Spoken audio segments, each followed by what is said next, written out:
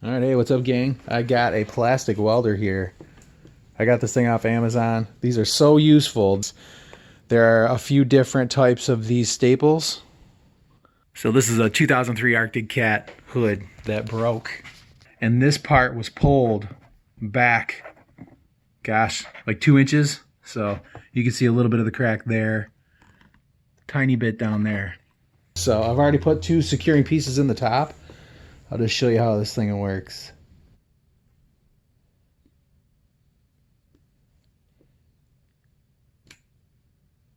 Literally just melts right in there. Look at that. And then all you got to do is just cut these things off. And it's like rock solid again. So pretty sweet thing. Plastic welding gun.